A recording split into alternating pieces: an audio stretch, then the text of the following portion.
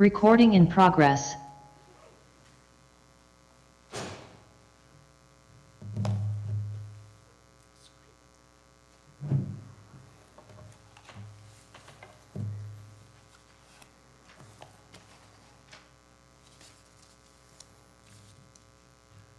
Welcome to this Unitarian Universalist Fellowship in Chico. Welcome. Thank you for joining us this morning in person or online. And if you are new to us, I invite you to get connected.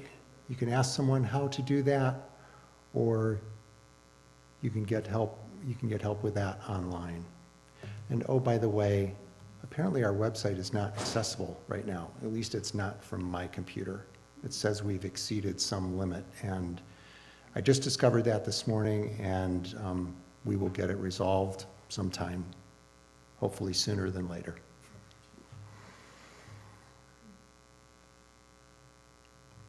It is our custom to acknowledge and be mindful that the Unitarian Universalist Fellowship in Chico stands on lands that were originally occupied by the first peoples of this area, the Mechoopda. We recognize their distinctive spiritual relationship with this land, the flora, the fauna, and the waters that run near campus. We are grateful.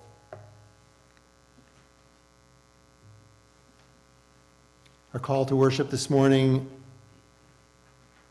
All That We Share is Sacred, by Andre Moll.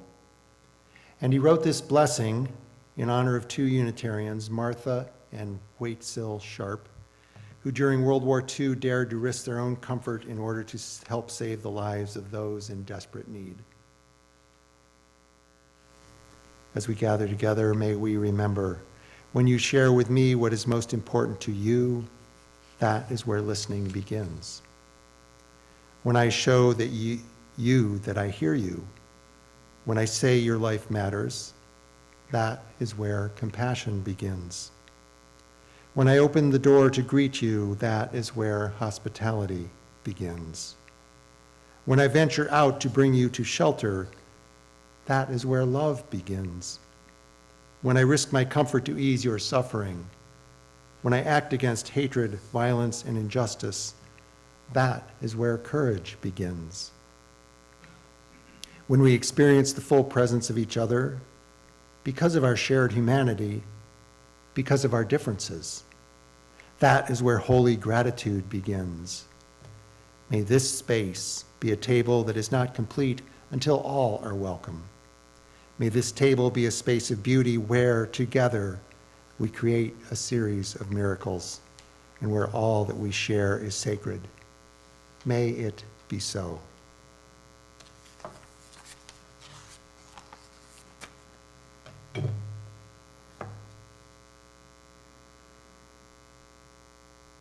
Let us sing together number 1051, our gathering hymn, We Are. Please rise in body and in spirit. Join us singing.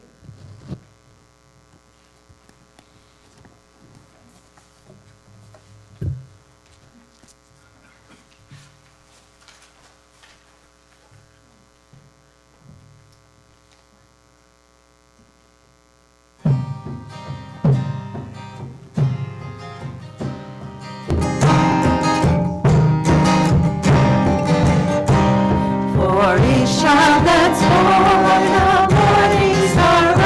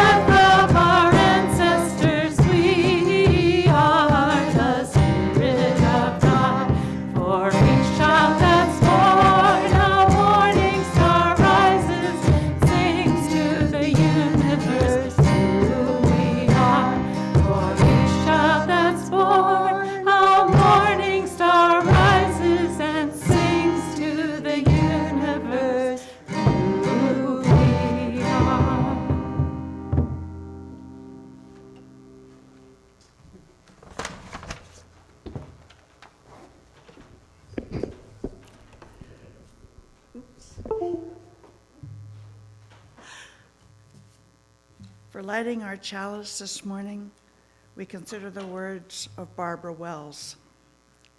O spinner, weaver of our lives, your loom is love. May we who are gathered here be empowered by that love to weave new patterns of truth and justice into a web of life that is strong, beautiful, and everlasting.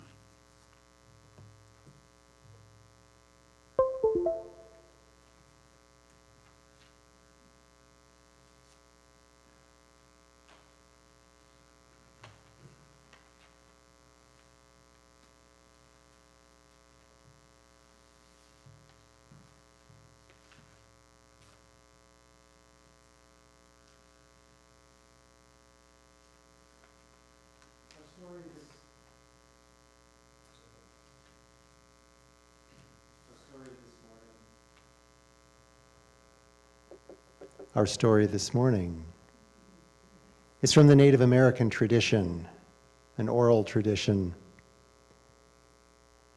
Versions of this story are found with the Cherokee, with the Hopi, and many others.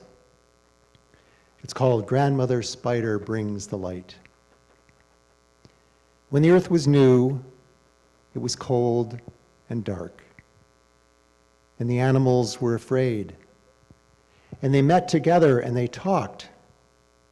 And Bear said, "There is light on the other side of the world, but the people won't share." And they thought about that, and they said, "Well, maybe we could steal some light from the other side of the world." And they thought that that was a good idea. So who to go? Who to go to get that light? Fox volunteered. They thought this was a good idea. Fox was known to be both brave and cunning. So Fox ran. He ran well in the dark because he was used to the dark. His eyes were made for dark. He could see in the dark. So he ran toward the light, and he came to the light, and he grabbed a mouthful of it. But, oh my, was it hot. And he ran for a while with it in his mouth, but it burned him. It turned all his hair on his jaw black, and he dropped the light. And he ran home to his other friends, and he said, "I tried. I couldn't do it. It was too hot." Who to go next? Little Opossum volunteered to go next. She could also see well in the dark. She was made for getting around in the dark. Her eyes were made for getting around in the dark. So she made her way over to the light side of the world. And she wrapped her tail around a piece of that light, and she tried to drag it, but boy, was it hot. And it burned all the hair off her tail. And she let it go. And to this day, the opossum has no hair on its tail. And she came back to her friends and said, "I tried. I couldn't do it. It was too hot." Crow was next. He thought he could do it. Crow flew over to the other side of the world, but as he got near the light, it was so hot that it singed all his feathers black. And he didn't even get to the point of picking up light. He just turned around, he flew home, and he said, "Can't do this, too hard." Who next? Who was going to bring the light? Grandmother Spider volunteered. Grandmother Spider was known to be very brave. He said, yes, grandmother, please bring us some light." So Grandmother Spider made her way on her 8 legs over to the other side of the world, and she found her way to the light, which was easy to do. And when she got there, she knew what she was going to do, and she began spinning and weaving and spinning and weaving, and pretty soon she had a bag, in which she popped that light into the silk bag, and she dragged it slowly home on her 8 legs. And she got back to her friends, and they said, "This is grand, we have light." And someone suggested, maybe we should put the light up in the sky so that it can be shared by everyone. What a great idea. Who to do this? Vulture volunteered. She was known to be a strong flyer who could fly very, very high. So she put that silk bag of light on her head, and she began to fly. And the silk withstood the heat, but her head and her body not so much. First her feathers turned black, and she continued to fly. And then all the feathers burned off her head, and she continued to fly. And then her skin got red, permanently red, from carrying this bag of hot light up into the sky. But she was where she needed to be this time, by now. She was as high as she could fly. And she took that light off her head, and she threw it up as far as she could. And it hung there. And the sun lighted the earth, and the sun warmed the earth. But because the sun was now in the sky, it moved through the sky, and it warmed and lit parts of the earth in sequence all the way around, which was a good thing for those animals of the night, like possum and fox, because they weren't really keen on perpetual daylight. And the others thought that night, a time of rest, was a good thing. This ends our story.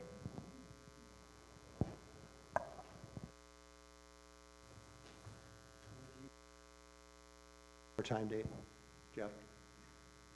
And if you came in late, there's a card near you. Please put on that card the name of a mother, your mother, a person who has mothered you in your life, a person whom you hold dear as a mother. And we will read those names later in the service.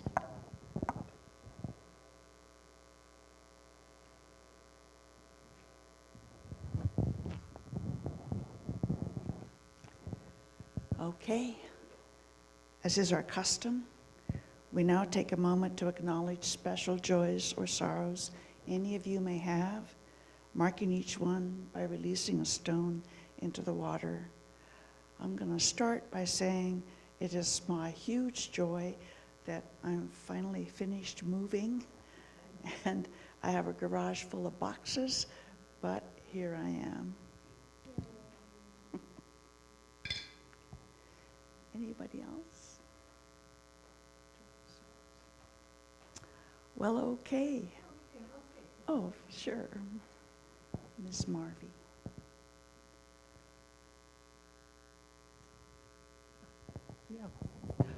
Well, I was very pleased to receive my Mother's Day present from my son, who is in Ireland right now, and my daughter in Canada. We couldn't be together, but they knew me well enough to make a very nice donation to the Audubon Society for me. So they know their mom, and I want to celebrate that.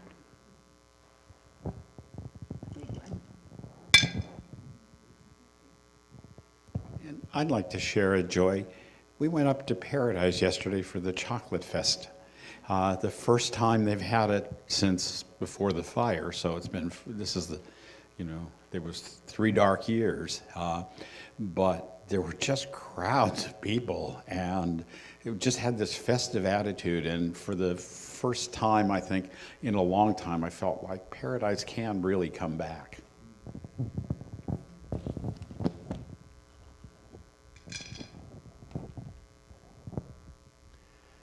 Yesterday, with some other members of our congregation, I had the pleasure of seeing Legally Blonde on campus.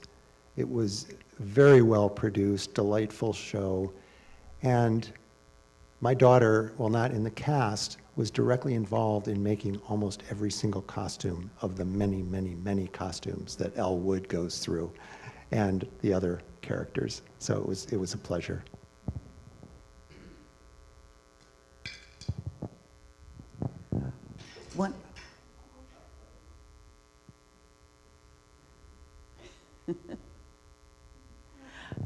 One other surprise for me today is that while my grandson Connor is not here with us, apparently he had a long day yesterday, He's just texted me that he's taking me and his dad out to dinner tonight.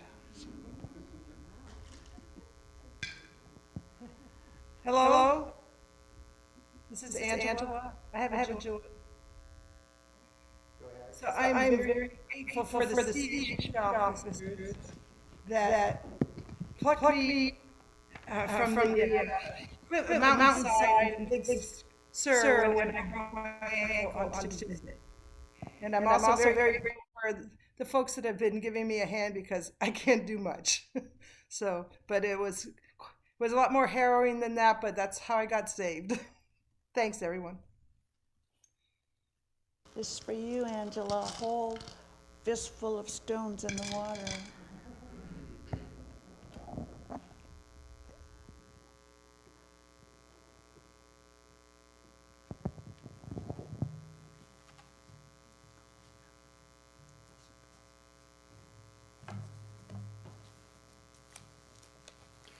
So take a moment now to pass those cards that you've filled out to the center, and Luke will collect them. And Luke, the basket is on the shelf by Jeff's spot in the back of the sanctuary.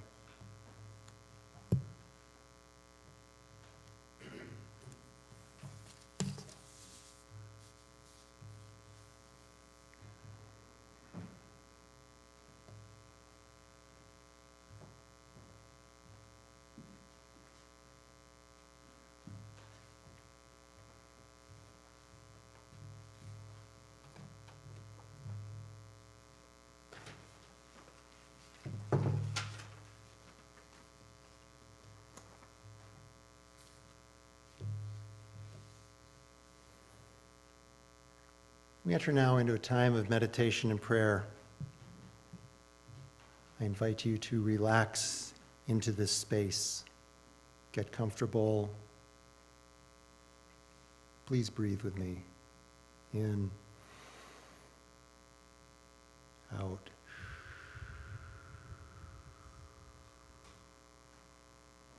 In, out.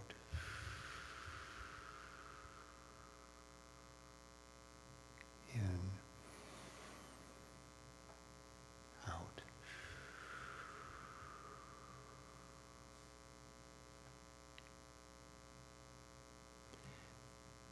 We hold in our hearts the joys and sorrows we have heard here this morning, of family, of illness, of birth and death, of conflict. We know that not all that is on our hearts was spoken aloud. These silent reflections we also hold with tenderness. We hold the people of Ukraine in our hearts and prayers. We hold the displaced mothers and children in Ukraine and throughout the world in our prayers. May refugees find safety and welcome, especially women and children traveling home alone, for whom refugee status is especially dangerous.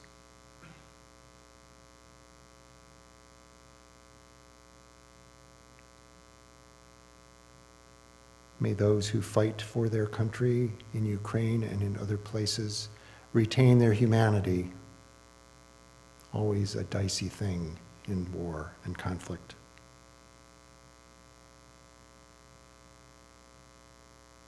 May leaders, world leaders, find the wisdom and strength to both support Ukraine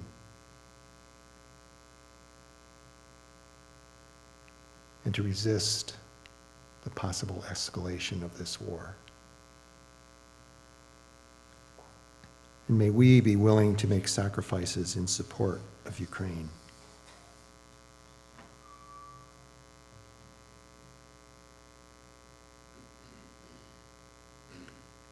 Spirit of life, on this Mother's Day, we give thanks for our mothers who raised us to the best of their abilities.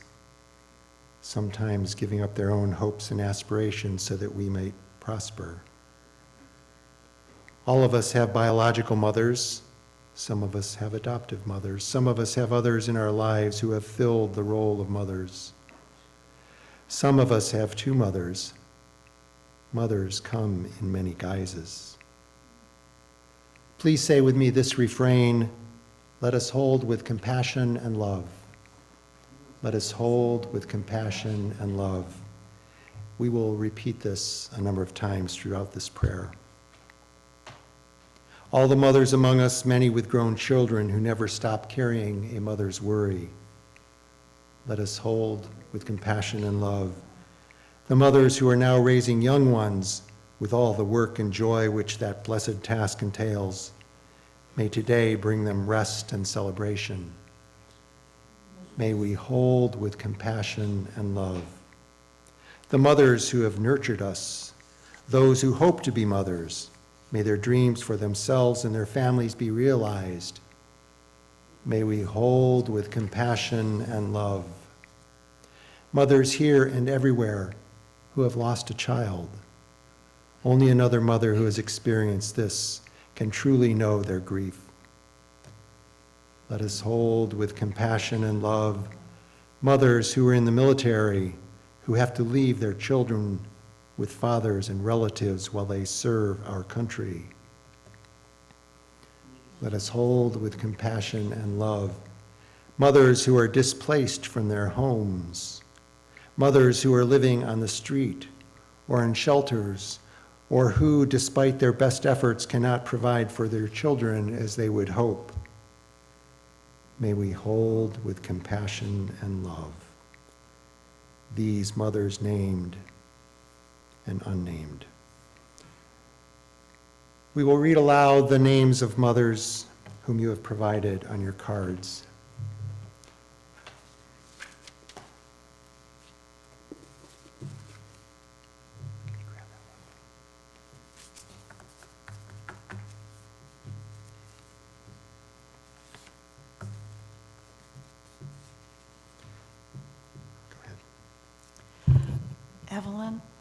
Helen Evelyn Kinnaird Kittrell, and a beloved Aunt Addie.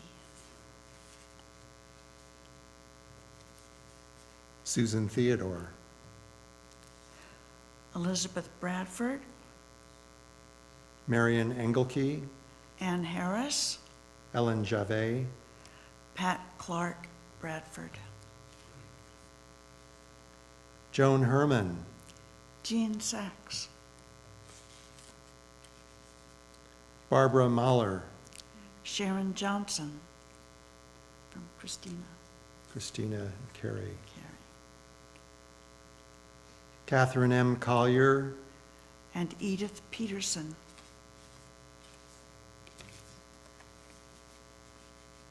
Esther Hull Julian, Mary Ann,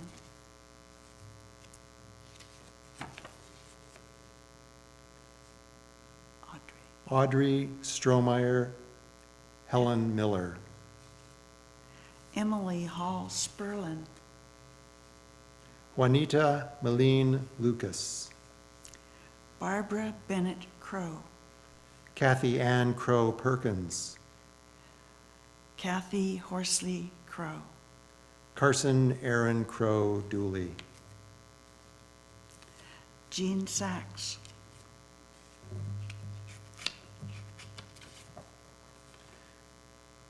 Dorothy Somerville,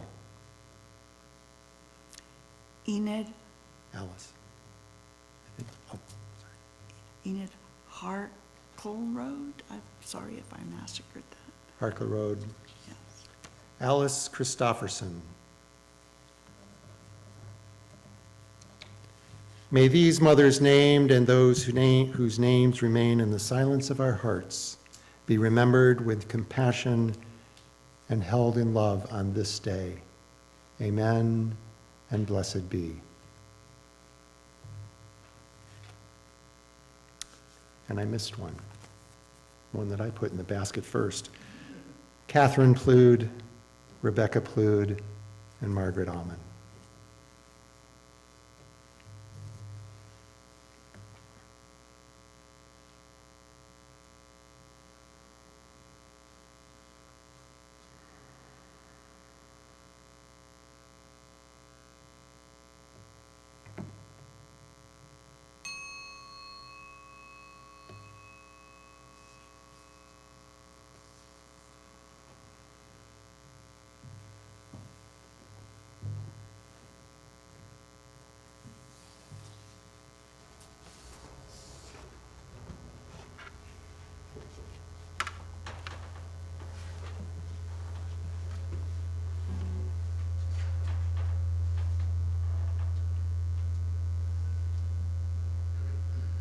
We have the lyrics, Jeff? I know you're working on several things.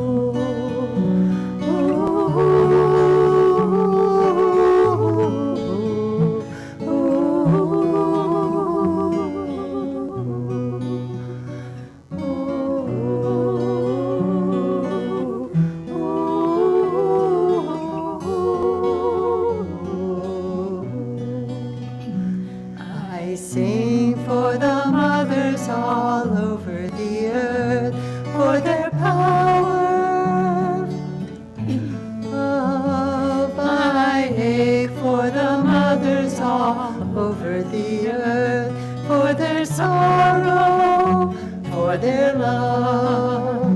May their broken hearts be cradled, may their righteous anger be heard.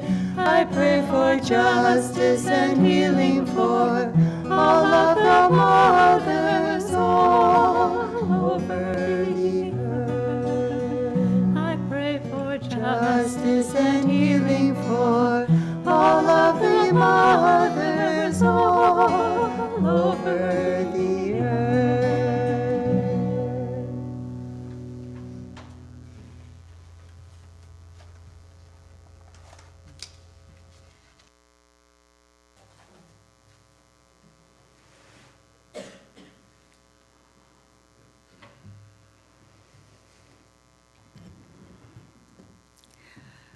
For more than a century in this country and many others, the second Sunday in May has been designated a day for celebrating motherly nurturing, devotion, and sacrifice, typically by gifting one's mother with flowers, a special meal, a phone call, or at least a card. I recently came across an opinion piece in the Philadelphia Inquirer in which the author, herself a mother, wrote that she hates Mother's Day and would be glad if it were abolished because it's so fraught for her with psychic baggage for women who, like her, have lost a mother, who are infertile, who have experienced the tragedy of losing a child, or who have a difficult relationship with their mother. These concerns are all, of course, valid. But I doubt that a campaign to abolish Mother's Day would garner much support. For at least the last 2 millennia, and probably a good deal longer, when ancient Greeks and Romans worshipped mother goddesses, human societies have actively revered motherhood. This reverence reflects a far more ancient reality, which is that humankind evolved as what ecologists call a K-selected species. That's one in which reproductively mature females produce relatively few offspring, born after a long gestation, which offspring typically then live many years, but enter the world in need of an extended period of parental care in order to survive to adulthood. I'm oversimplifying, but by and large, throughout human history, females, the only humans who have the bodily apparatus to nurture a developing fetus, give birth, and lactate, have been the ones who provided the bulk of that parental care. Human mothers, in other words, played a crucial role in the survival of our species. As human cultures arose, people figured this out, and so appreciating and even sanctifying mothers made a lot of sense. Fast forward to today, when some once broadly accepted assumptions about motherhood have kind of gone by the boards, and we recognize motherhood as a really nuanced tapestry comprising diverse threads and patterns. For starters, a plethora of modern memoirs, films, and academic treatises on the variations in maternal behavior and psychology tell us that there's absolutely no monolithic, uniform experience of motherhood. Motherhood is nuanced. Beyond the early period of night feedings, diaper changes, toddler tantrums, and the like, motherhood comes in a wide array of flavors. For example, there's no question that many women, like myself, have a strong maternal drive to bear and rear children. But there's also no question that many other women don't want to be mothers. More on that in a minute. All of us here, well, some of us here have been mothers, are mothers. All of us here have been children. And certainly part of our experience as kids was that mom had moods, likes and dislikes, strengths and frailties, sometimes major ones. Kids register these things as well as the stress a mother may feel when managing the day-to-day responsibilities of parenting.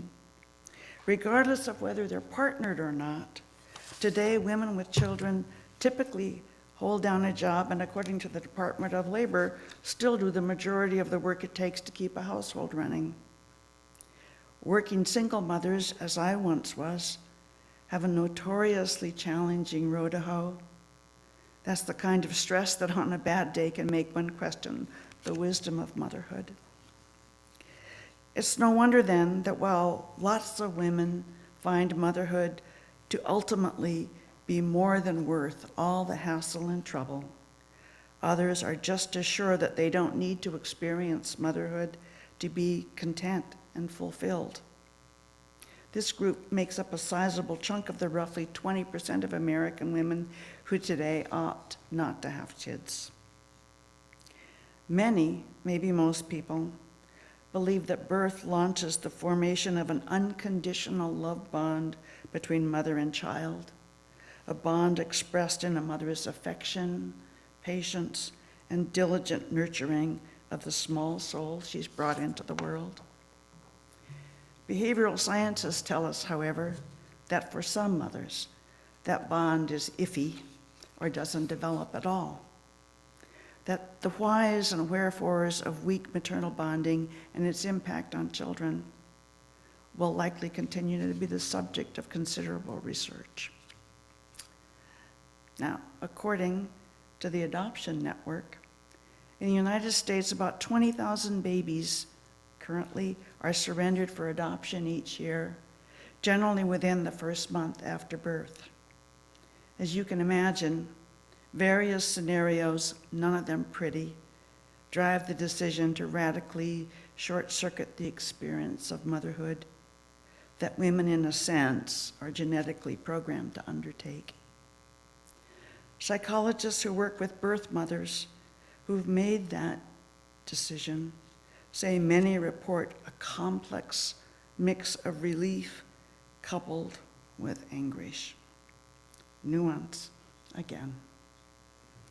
Luckily, for a lot of those thousands of babies, the drive to mother a child with all the attendant sacrifices and demands and worries apparently has virtually nothing to do with the technicality of having given birth. As proof, we have the legions of adoptive mothers and fathers, I would add, who are loving, nurturing superstars for the children they raise. As the comedian Robin Williams might have observed, motherhood, what a concept. Regardless of the details of a particular motherhood story or particular motherhood path, choosing to have and raise a child, in my opinion, takes real guts. It takes the courage to step off the cliff into a future where so much is unknowable in advance. What kind of a person our child will be, how that person will function in the world, and so on. That courage is a large part of what we celebrate on Mother's Day. So, what makes a good mom? We'll all have our own answers. Children are so innocent and vulnerable. Now, if I had to pick just a couple of ideal motherly qualities, one would be loving tolerance. That's a big theme for me in life. And the other would be the capacity to understand a child's individuality and to encourage that small person's natural bent. In my not so humble opinion, one of the most important gifts a mother can give her child is the freedom and support to follow their bliss. Now, there are a lot of mothers in this room. If despite all the ups and downs, you've been that kind of mother today and every day, you deserve all the phone calls, cards, flowers, and hugs you can get.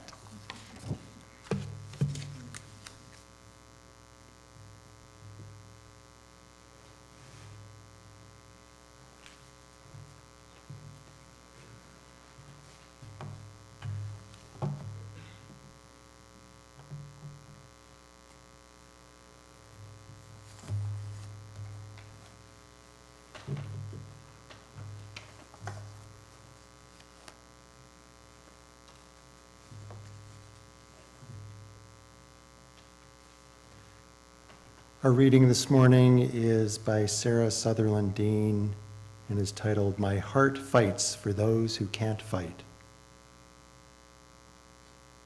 Someone called me a bleeding heart liberal. It was not intended as a compliment. However, I will always consider it one of the biggest compliments of my life. My heart bleeds for the underdog. My heart fights for those who can't fight. My heart rejoices in seeing others overcoming adversity. My heart desires love and peace for everyone. My heart is compassionate and empathetic. My heart sees pain in others and wants to help. My heart believes in equality. My heart sees the good in people. My heart chooses action over fear. This ends the reading.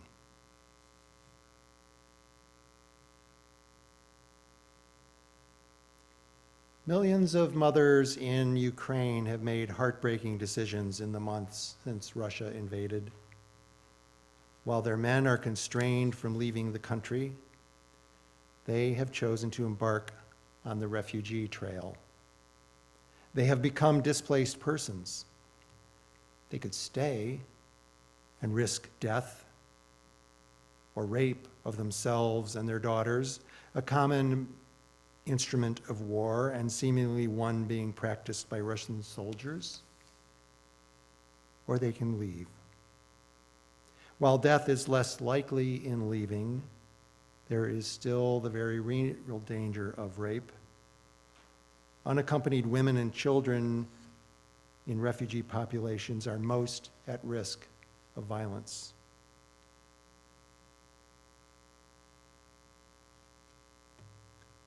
It takes tremendous courage to become a mother. The unknowns are immense. As for the refugee mothers from Ukraine and Central America and Venezuela and Sudan and Syria and extreme weather, food shortages, crop failures, and conflict exacerbated or caused by climate change have created tens of millions of displaced persons worldwide. The UN Commission for Refugees reported 82 million forcibly displaced persons in 2020. That number has doubled, yes, doubled, since 2010. 35 million of these displaced persons are children, and the numbers are likely only to grow larger.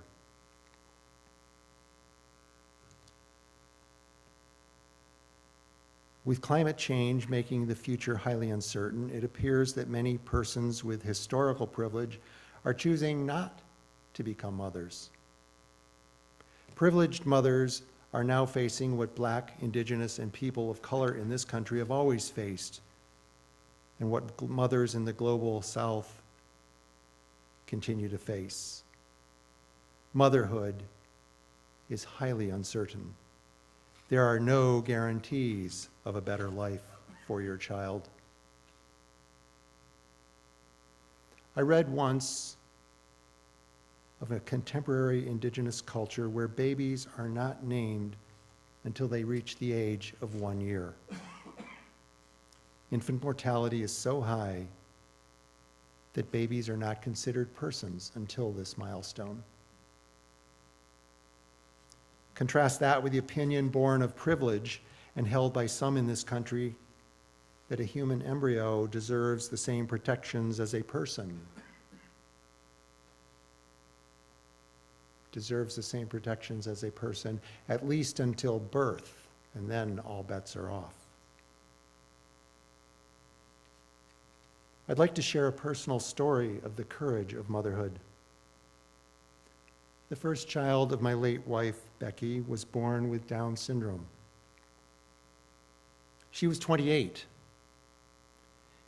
and I'm not sure how much prenatal testing was available in 1985 in rural Michigan, but if it was, Becky did not want it. She strongly believed that life was full of risks. Bearing a child was one of them, and it didn't matter what the test told her. It wasn't going to change her decision to bring the child to full term. Now, that's not to say that she wasn't deeply affected by bearing a child with a life and family-altering disability. She was. Yet she loved and mothered this child for all she was worth and chose to become pregnant again a year later, knowing the risks. Where do we find courage? A little over a year ago, I was staying at a friend's place in Truckee to do some skiing. I read in the local newspaper of a party of backcountry skiers who were going to retrace the route of the Donner Rescue Party, who made their way from Donner Lake out along the North Fork of the American River to get help. Now, to back up with that story, for those who may not be familiar, the Donner Party was the last wagon train to leave Missouri headed west in the spring of 1846. They were at least 3 weeks late in departure. Additionally, rather than following the known Oregon Trail, they traveled west via a newly discovered route. This led to further delays. Days from their destination of Fort Sutter in Sacramento, the party became snowbound in November near Donner Lake. What followed is a horrifying but also hopeful study in what humans are capable of, both good and bad. But back to the rescue party, fittingly named Forlorn Hope. As the Donner Party succumbed to starvation, 15 persons, comprising men, women, and children, set out through deep snow to find help. They had provisions for only a few days. After 33 days and 100 miles of travel, they were ultimately successful. Not all of them survived. It turns out that all of those who did survive had someone to live for, someone whom they loved, someone back at Donner Lake who was depending on their success. Most of those who died were single. Most of them were men.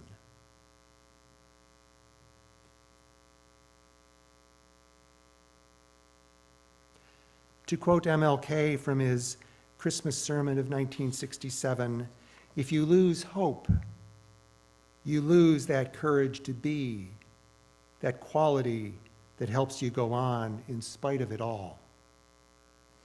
The single folks did not have as much to hope for. Barbara Bonner adds this: there's a strong element of faith in courage, faith in the truth of who we are and where that will lead us, faith in what we are doing and its importance and value in the lives of others. Faith in what we are doing and its importance in the value and lives of others. For those who had loved ones, the importance of the Donner Rescue Mission, what they were on, was obvious. For those who didn't, it was a tougher call, and for many of them, that made the difference between life and death. So we obtain courage when we have someone or something we love to live for, someone or something to hope for. American culture, with its strong undercurrent of individualism, likes to portray courage as an individual thing. No surprise there. Our story of the Donner Rescue Party, Forlorn Hope, shows us this falsehood. With them, the courage to go on, to not give up despite unimaginable hardship, to maintain hope in spite of it all, involved at least two persons: the person in the rescue party and their loved one back at Lake Donner. Courage was built in community. Reverend Barbara Wells, 10 Hove, writes, "We can't do it alone. We need to know that the values we affirm are shared by others. Knowing that others share our deep-seated belief in the dignity of human life and the sacredness of creation, we can feel strong and capable, even if circumstances demand that we act alone."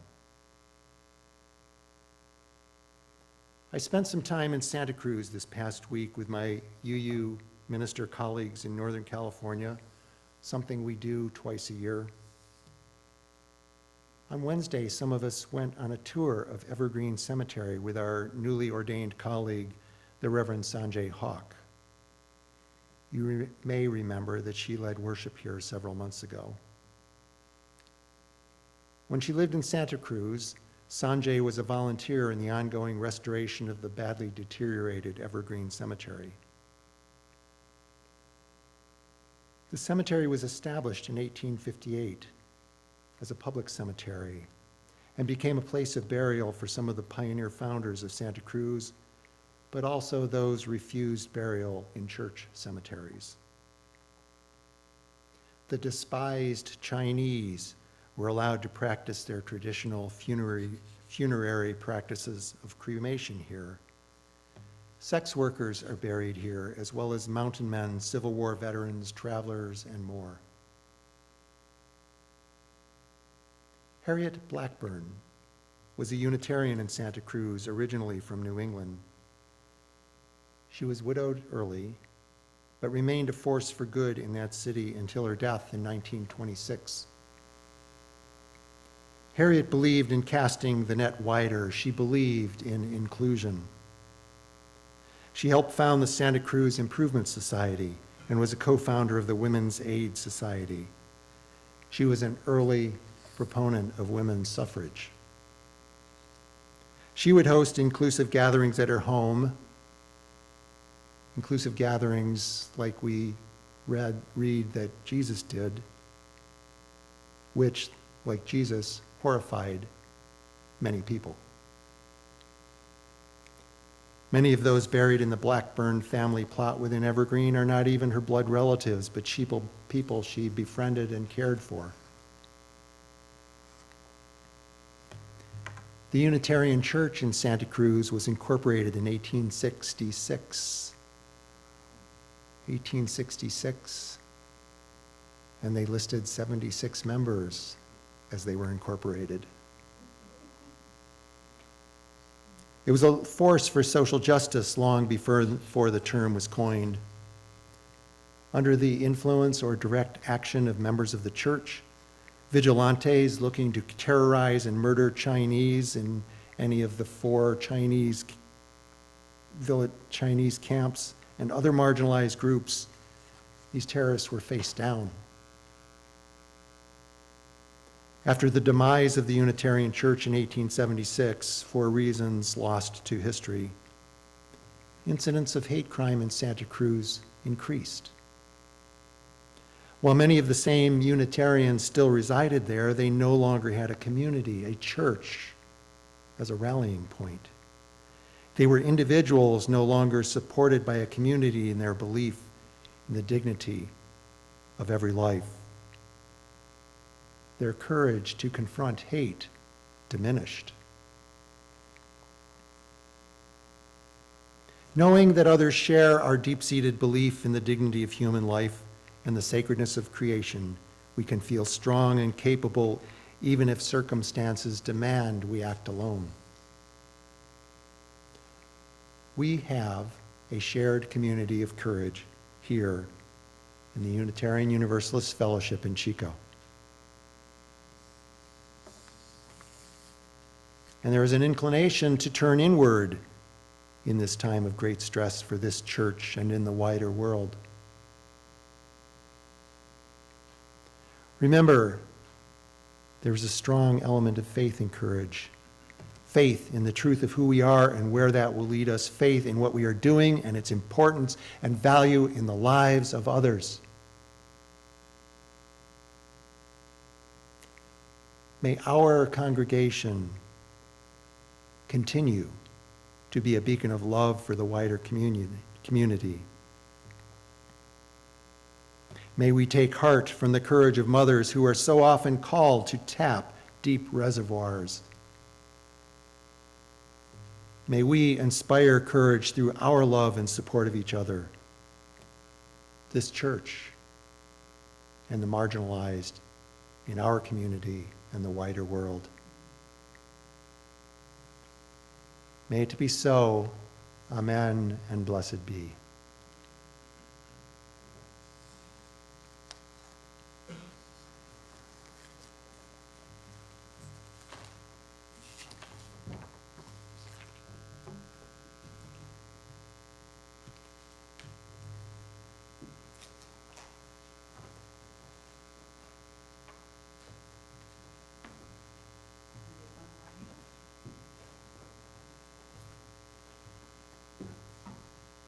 Stewardship and the generosity of spirit, that's a core value for us Unitarians, has been much on our minds of late.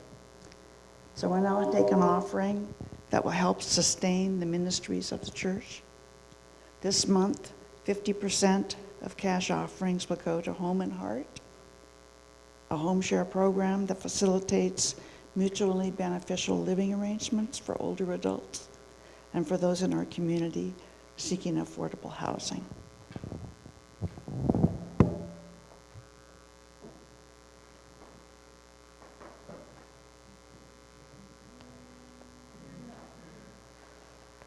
We're going to offer a song for you at this time called Walls and Windows. It's by Judy Small. Some of you may know her as an Australian singer, and Pat Humphries is part of Emma's Revolution.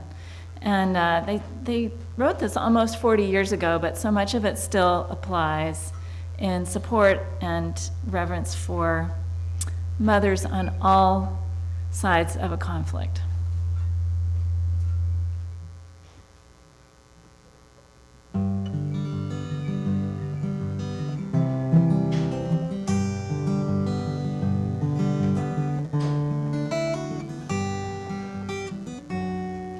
Did you sing your children lullabies to calm their fears at night? Did you hold them gently till they went to sleep? Did you plant in them the seeds of hope for new and better lives? Did you make them promises you couldn't keep? And do you think of me as enemy, or could you call me friend? Or will we let our differences destroy us in the end? The wall that stands between us could be a window too. When I look into the mirror, I see you.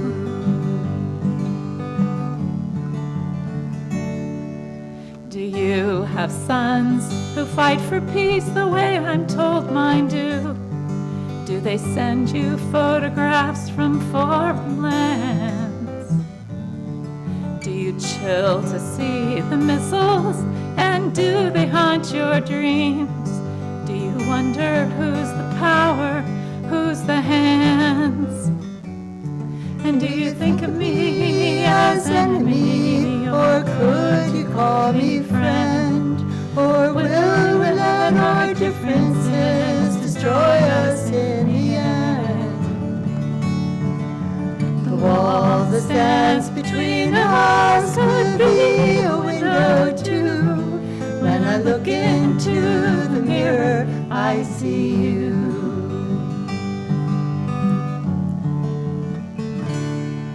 As we move ahead, we see the signs that walls of words and fear don't need to stand between the truth and dreams.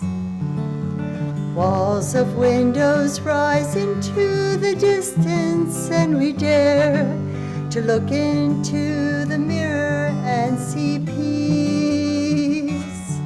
And do you think of me as enemy, or could you call me friend? Or will we let our differences destroy us in the end? The wall that stands between us could be a window too. When I look into the mirror, I see you. When I look into the mirror, I see When I look you. into the mirror, I see you.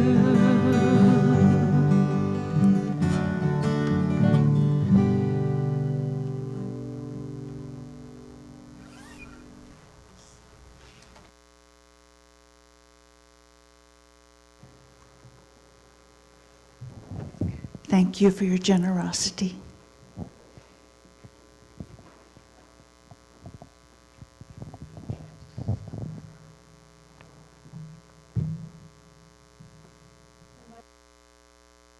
Spirit, and sing with us number 1074. The words will be on the screen as well, or in your books. Turn the world around.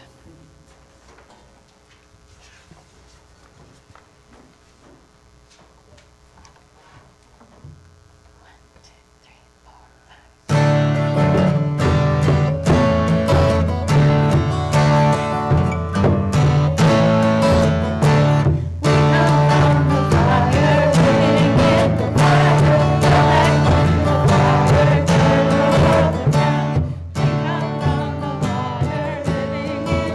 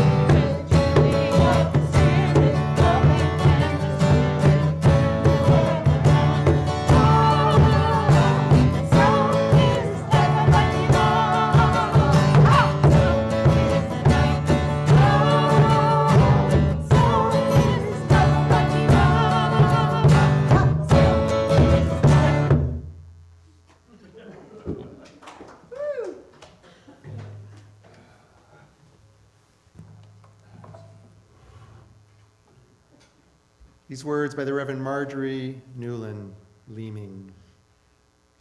Let us go forth into the world through a door of hope for the future, remembering these words by Martin Luther.